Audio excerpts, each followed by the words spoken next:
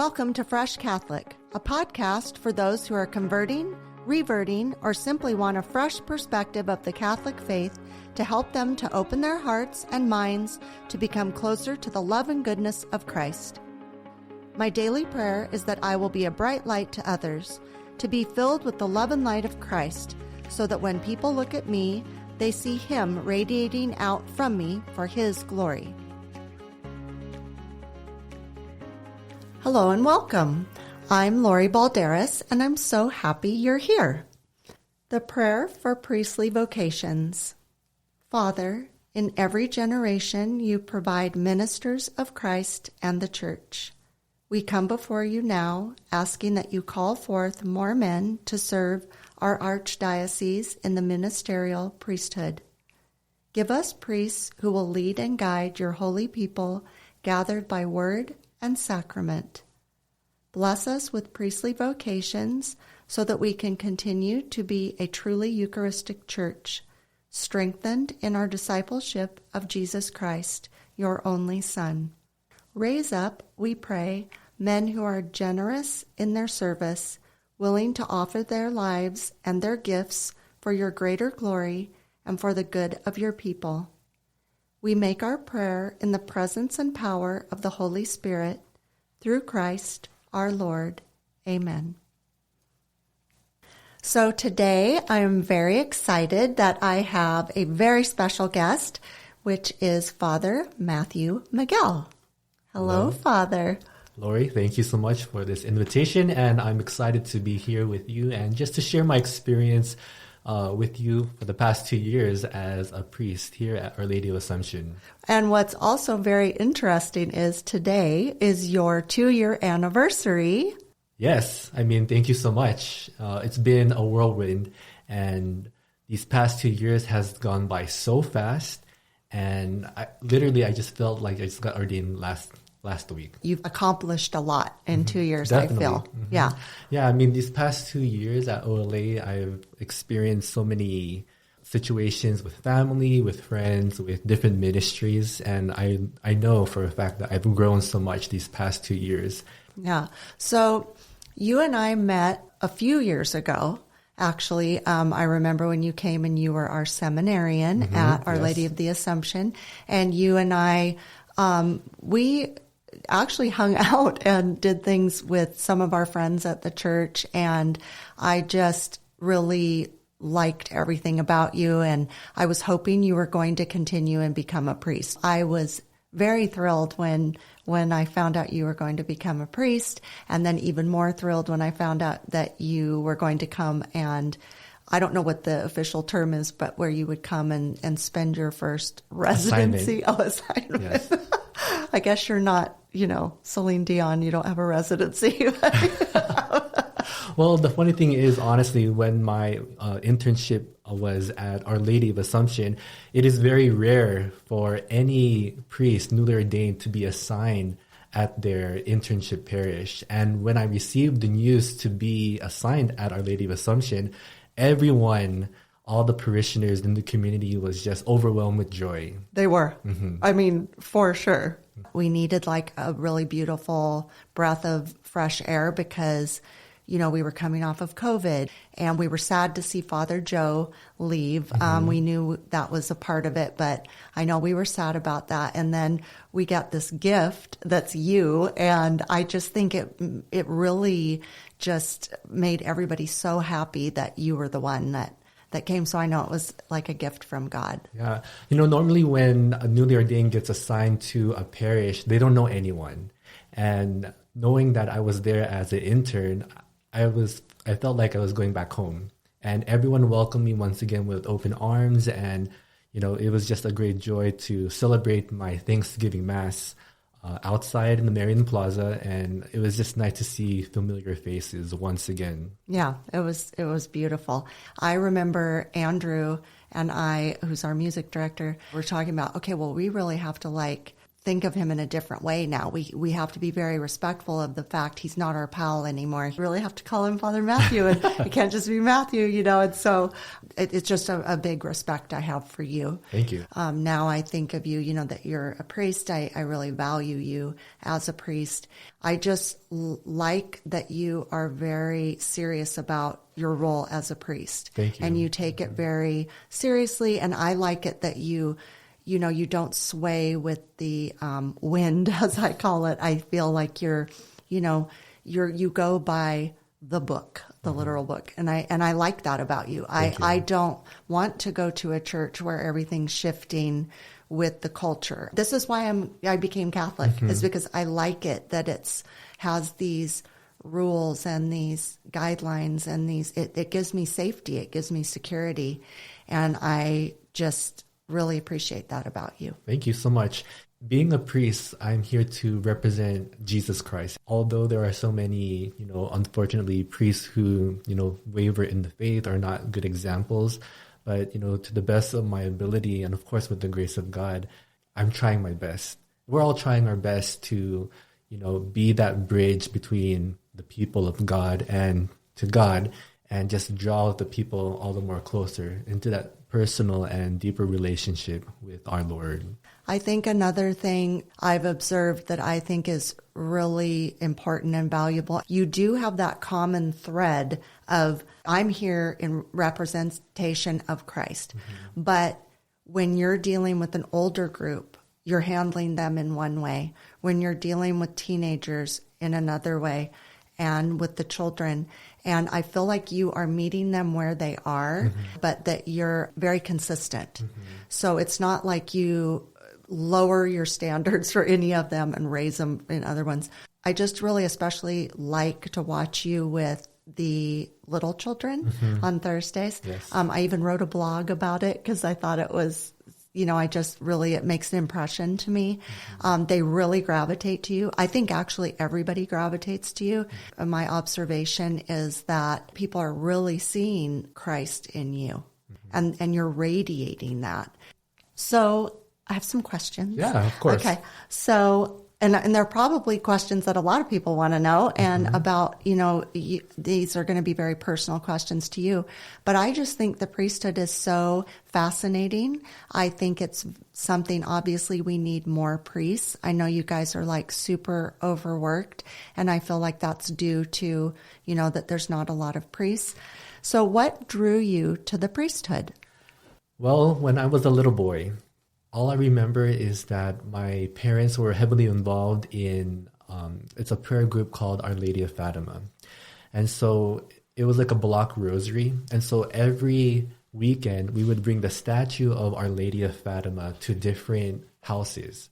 And so all the families would gather, all the kids would gather, and we would pray in front of the statue of Our Lady of Fatima. And we would pray the rosary, we would do some prayers, and afterwards all the kids would just play outside in the backyard. And we would do this for several years. And so that was my little introduction into my prayer and the faith. And then after I received my first communion, my father at that time was the altar server coordinator. And so immediately I was scheduled to be an altar server at the church. And so I loved everything about serving on the altar. My friends and I would always compete every Sunday to see how many masses we would serve that weekend. And after Mass, the parish priest would always invite us for lunch at the rectory. And so all the more I got that personal invitation, I got to know the priest at the parish. Growing up in middle school and high school, I was heavily involved in a youth group at our church called Lambs of Christ. Every time we had those opportunities to serve, my heart was just on fire. And I just loved serving. And I think that's exactly what God gave me. He gave me that gift of service, a servant's heart, and to share my gifts and my talents to those who are in need.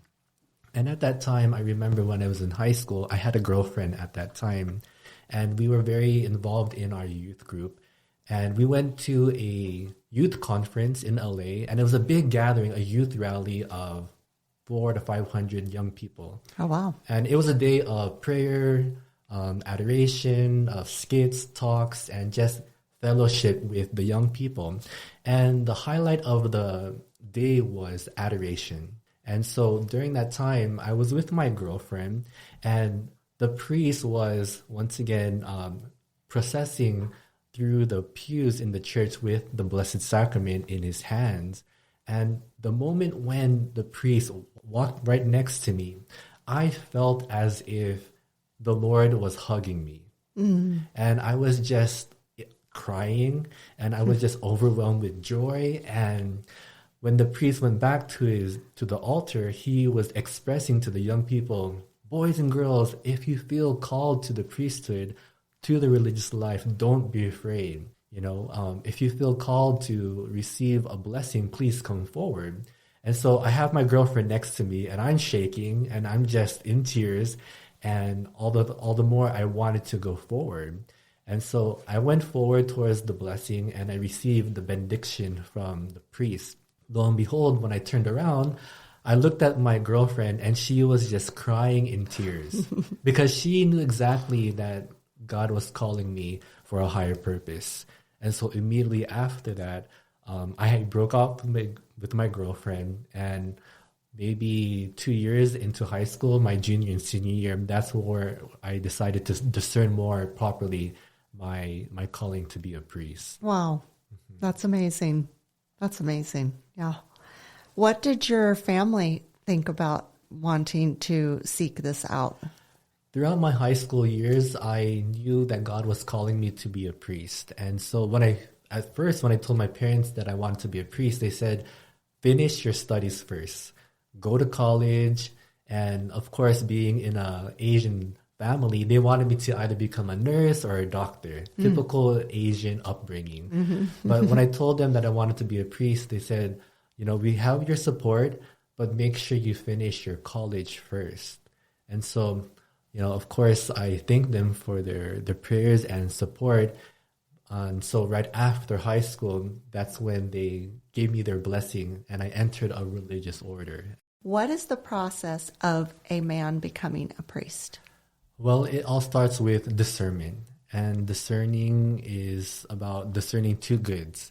And in my situation, it's all about choosing to go to college. To be a doctor or a nurse, or to become a priest. And when you're choosing these two goods, you need to seek out a spiritual director. So I sought a spiritual director, and the spiritual director was the one guiding me and helping me discern more fully what the will of God is for me in my life. And so when I made that decision to become a priest, of course, I reached out to my vocation director. And so our vocation director told us, once you finish your undergrad, and I finished mine when I was a religious, finishing it with philosophy, that's 4 years, you enter the grad program at the seminary.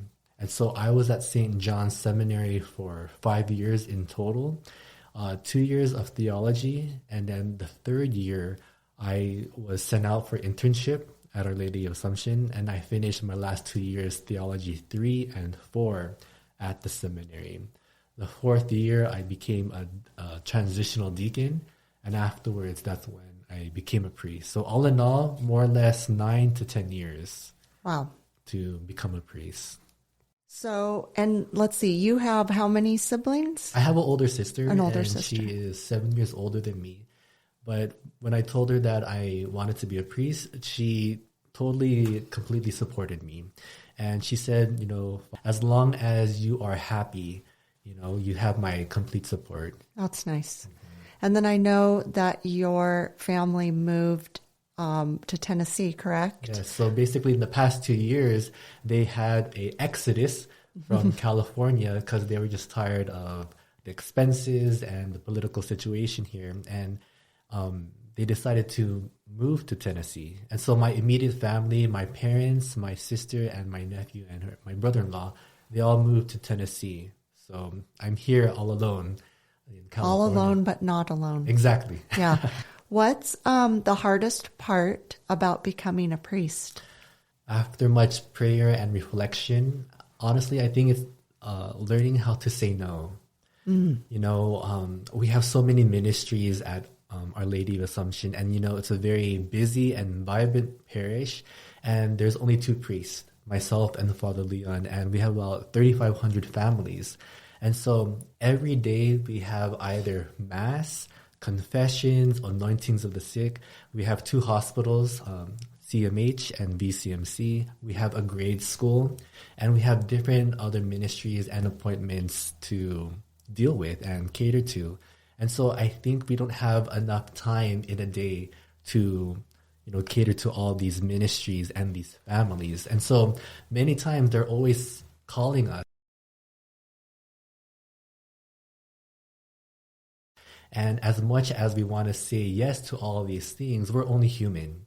And, we can't always say yes to all these commitments because we will get burnt out and we will get exhausted. And so we cannot, deliver properly ourselves to the community if we can't take care of ourselves first. Right.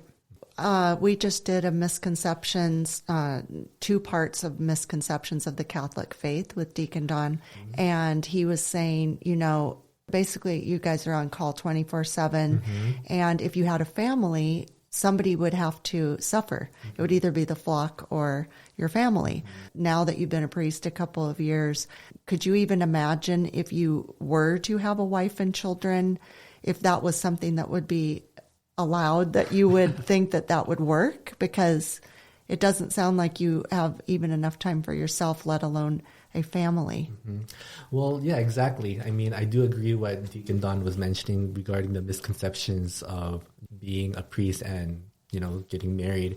And I do agree with him, just the fact that we have so many things, again, at the parish. And so if we priests were given the opportunity to have a wife and a family, it would be not a distraction, but another priority in our lives that we would have to balance. And so we would have our family and our church, and there would be just so many other things on our plate that we would not be able to perform our best when it comes to our priestly duties. Right. So I think that's fair to say that was very true. Very smart, yes. Yeah. Of what the church teachings were saying about that. Right, okay. And then what is the best part of being a priest? We'll be right back. Rising anti-Semitism. New generations redefining how they connect with Jewish traditions. Changing dynamics among Jews around the globe. Take a deep dive into these topics and more on Mosaic, Exploring Jewish Issues, the podcast brought to you by the Jewish Federation of Palm Beach County. Hear from the thought leaders, politicians, scholars, and artists at the forefront of Jewish life today. Subscribe to Mosaic, Exploring Jewish Issues, wherever you listen to podcasts.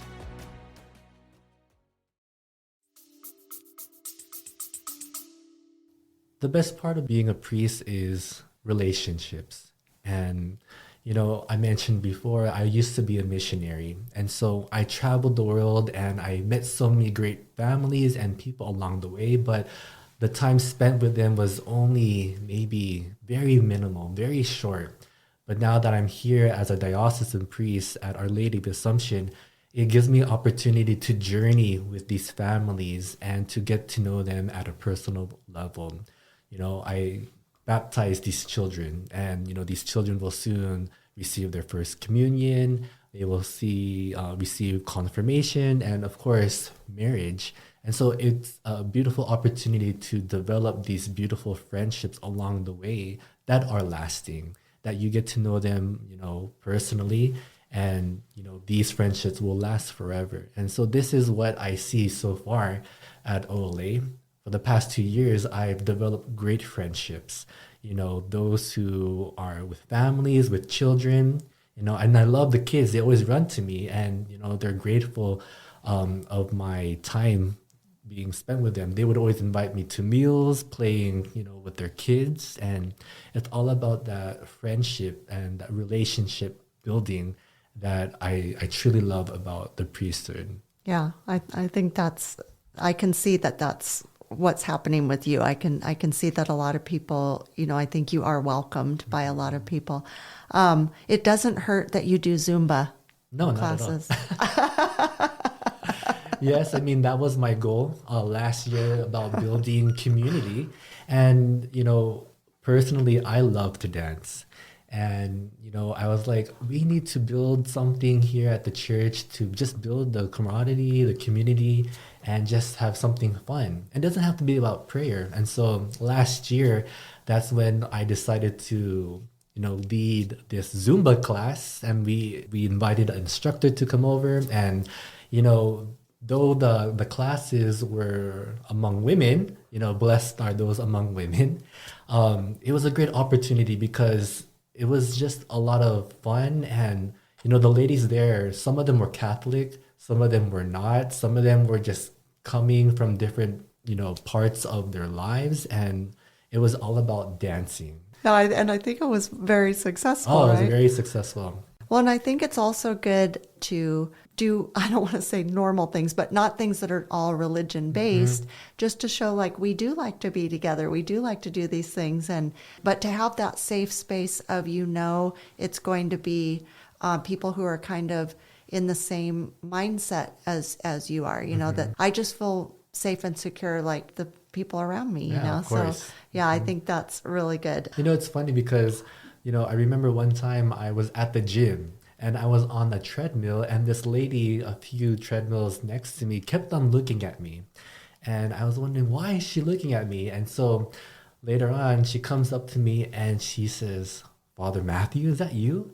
And I said, yes. I was like, oh, I didn't know priests can exercise, right? And I think that's a thing that a lot of people, misunderstand is that, we are human. We like to have fun. We need our exercise. And so, yes, Father Matthew does exercise. Yeah, that's great. And what has been the biggest surprise to you since you became a priest? The biggest surprise for me right now is honestly the sacrament of reconciliation.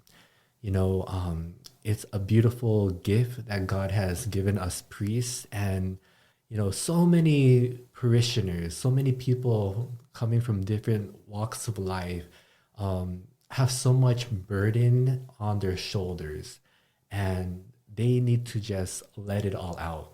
And of course, the sacrament of confession is that opportunity. It's a safe place for them to share whatever they're going through. And I always tell them they're not talking to me, but they're talking to God. And, just to hear their stories, what they're going through, whether it be depression or family struggles or just, faith in general, just losing faith or hope, I'm very surprised. And just to see that when I give them the absolution and absolving them from their sins and reminding themselves that they are a beautiful child of God, they just break down in tears because a lot of families, a lot of people forget that they are loved, that they are enough, that they are a beautiful son and daughter of the Father. And despite any imperfections or sins that they have committed in the past, God has already forgiven them through his merciful love and, of course, through the sacrifice of his son. And so that has been one of the biggest surprises for me as a priest. And that's one of the most enjoyable moments when I get to just sit down, every Monday, Wednesday, and Saturday, and just to hear the confessions of the people. Because a lot of people are hurting. A lot of people are just broken, and they're just longing for that taste of healing, of comfort and peace coming from this sacrament of confession. Right. I did a whole episode on confession, and one of the things is that I definitely cry every single time I go to confession. It's it's very serious to me, and I just feel such a relief. And I do definitely look at the priest and, I'm speaking to Jesus. So when people say, well, why do I have to go confess to a priest? Well, you're missing the point. It's not the priest. You're confessing to Christ. And so when I go in there, it's just overwhelming to me. it's an important thing to do regularly, and to just have that weight lifted off, because, we are all sinners, and we are continually sinning. And it's just to carry that around is just kind of too much. And I'm just so relieved, so I just really encourage people to take advantage of that sacrament, because it's really important. Definitely. Well, Yeah. I mean, that's exactly what I always tell my penitents in confession is that, these sins, these imperfections that they have committed are bad habits. And these bad habits have become vices. And so in order for you to counterattack that, you need to develop good habits that become virtues. So the only way you can do that is doing something regularly. And one of the practices I always invite them to come to confession on a regular basis. Yeah. Because that's where the graces come. And all the more, God will give you the grace that you need to overcome these struggles and imperfections in your life. Right. And it becomes just, I don't want to say a habit, as I don't mean it in a bad way. I mean it in a good way. I've added confession in more often, and then now I'm going to adoration more. I wasn't doing that. So it's like I'm trying to up my game. Definitely. I'm just trying to get, closer and closer to Christ as best I can. And they're very quiet, personal things, but they're really important in just our healing and our makeup and our surrender to the Lord, Yeah. And what do you think is the biggest misconception about priests? The biggest misconception about priests is that we're sad and that we're lonely, right? I mean, honestly, I have seen several or many priests that they look so grumpy and, not in the mood, but it's not true. Maybe they're tired or exhausted, but, deep within, I think there's that genuine joy and that happiness when we give our lives to one another, because that is our vocation, that is our purpose in life, and we find more joy and peace and comfort within our own hearts when we continue to give our life for others. And that's what priesthood is all about. We give our lives for the sake of others. We put the needs of others before our own.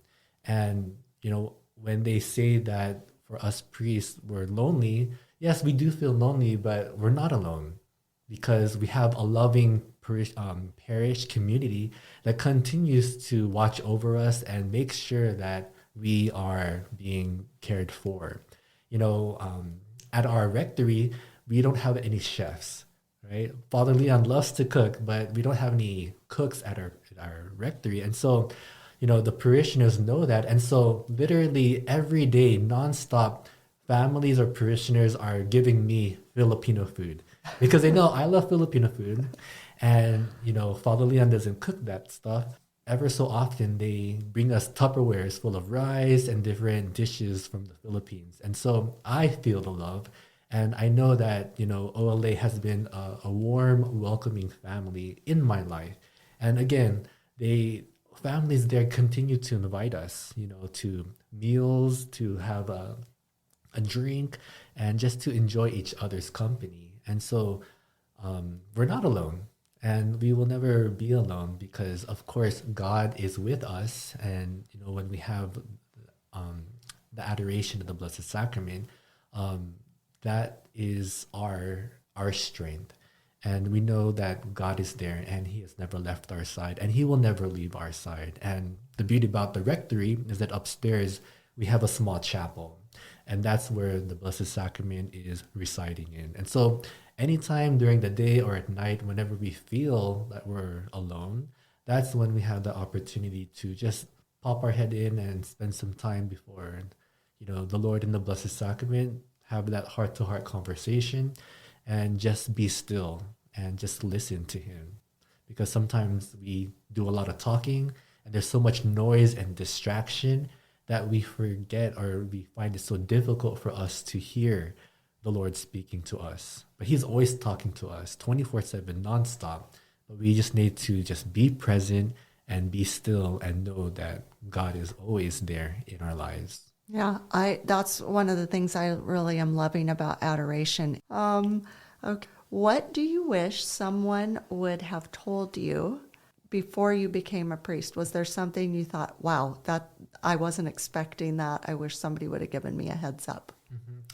Well, now that I'm a priest for 2 years, and I just wish that someone would have told me not to get too attached to the families at the parish. Now that I have 1 year left at Our Lady of Assumption, it's going to be more difficult for me to say goodbye. And as much as I have loved these great families and these relationships, these friendships here, it's going to be more difficult for me to detach myself and transition to my next assignment come next year. And so, as much as I enjoyed these, the company and the presence of these great families, of course, we'll be in constant communication. But in order for me to grow, I need to be transferred somewhere else and see my gifts and talents and what God has blessed me with, so that I can thrive also. And of course, you're going to receive a new priest come next year, and you have to give them the opportunity also to grow and mature in his priesthood as well. Right. Yeah, I would think that would be hard. One of the things I really have been appreciating about something you've been doing that I feel is different, I really appreciate when you're so honest about when you say things like, I had to go, a baby died, or I had to do last rites, I felt helpless, or you'll say, I'm tired, or I don't feel good, or I appreciate that you do that because you are human. And I just think instead of having the facade of like, oh, I can handle anything, I don't know, I like that you are honest about that. Hopefully people will realize that, you have a life, and you are a person, and maybe sometimes people, like you said, maybe sometimes people get an impression of a priest that they're grumpy or they're serious or they're disconnected, maybe, I don't know. It shows that you do have a heart, and like sometimes you're human and you go in and go, what am I supposed to do, Of course, God must give you the strength, and I'm sure you're very comforting to people because, people are at their worst moment, and I just think you walking in the door, whatever priest, that brings such hope to people. Yeah, and I think God has given us that special grace to do that, to have that ministry of presence and just be fully attentive to those who are in need, whether it be the kids, the families, or even the elderly, those who are suffering at the hospital. And, we try to be very empathetic with them. And you said it yourself, as strong as we want to be and be that role model and example for the people, sometimes we just break down. And, again, we are human, we're not perfect. And, sometimes we just need that opportunity to just vent out or share our emotions, our feelings. And when we are honest with, the parishioners, that's when we have that connection. That's how the parishioners can relate to what we're going through, and vice versa. And so I always encourage, or I tell families, don't put us on a pedestal, because we are sinners and we're not perfect as well. And, there are some parishioners there who pray more than I do, right? And there are other people out there who are more holy than I am. But once again, God has given me this grace to be the priest and, to make him present in the Eucharist. And, it has to be that mutual giving of oneself to one another. On a weekend, we can have, in the morning, we can do weddings or quinceañeras. And then in the afternoon, we can be doing funerals. And then at the end, we have the vigil mass on Sunday. And so we cater to different congregations with different emotions. And so it's like a roller coaster. And we have to try to adjust our emotions and our feelings at that moment with that crowd. But again, it's just a roller coaster for us. And sometimes we just get overwhelmed and exhausted at the end of the day. Yeah. How do you think we can draw more men to the priesthood? It all starts in the family. The family is the foundation and the benefactors of priests and vocations. And so first and foremost, I always encourage the families to pray more often together. And it's always led by example, because at a young age, maybe from 1 to 5, the minds of the children are like sponges, and they soak up everything exactly what the parents say or do in the household. And so if there's a lot of shouting, a lot of cursing, backbiting, they're gonna, it's gonna be ingrained in their minds, and it's gonna be okay for them to do that when they get older. But if there is a house full of love, of mercy, of forgiveness and understanding, then that's where the seed of vocation is planted, especially with prayer and faith. And so it's through the families. Surround yourself with healthy, good friends, and all the more, that's where they start forming, these vocations, and also have that opportunity to serve the community, whether it be the less fortunate, clothing those who are naked, or visiting the sick. When you have the opportunity to give and give your presence to those who are in need, that will again, nurture and foster that seed of vocation in those young men.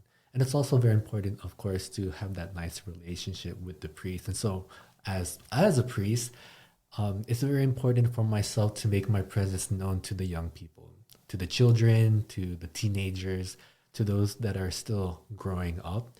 Because when they see these figures, these public figures in their life, and they're down to earth, they're fun, they're chill, they just want to hang out, again, it's all about that same level of relationship with them. Because a lot of teenagers or even kids are like, oh, I didn't know Father Matthew can do this, or he likes to hang out and play video games or whatnot.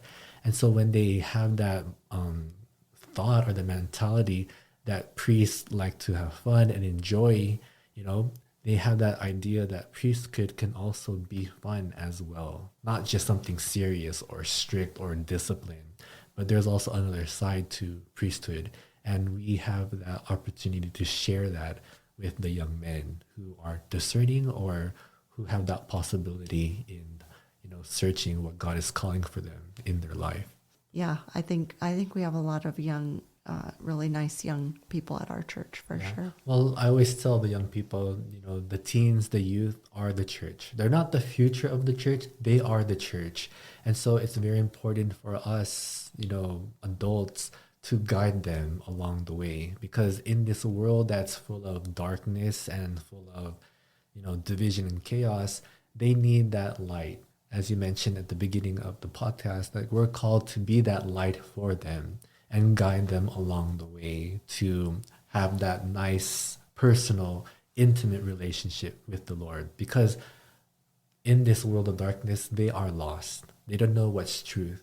And they are yearning for something that's real. And of course, that is the relationship with Jesus, with our Lord. Yeah, I love that. I really appreciate you coming today. Of course. It's been a pleasure. I just really value you at our church, and I'm going to be sad to see you go, but I know that that's part of the deal. I guess we'll see what happens. Yes. So please continue to keep me in your prayers, and for those also who are discerning the priesthood as well. Okay. Anyway, I am really grateful that you came today, and I know that a lot of people will really want to listen to this episode. If you do have any questions for Father Matthew, reach out to him. You can follow him on Instagram and Facebook. And of course, please continue watching Fresh Catholic. I have episodes coming up.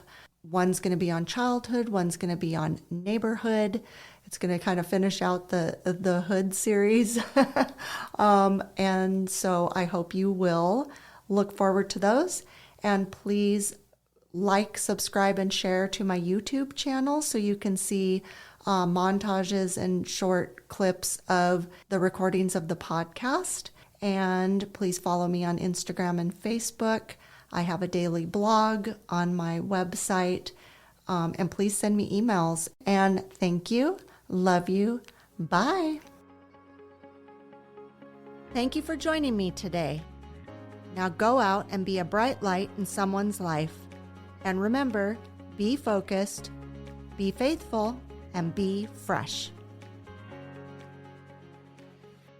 Fresh Catholic is recorded at Wonder Mouse Studios at the Castle at Pierpont in Ventura, California. My producer and engineer is Sarah Espel, and she could be yours too.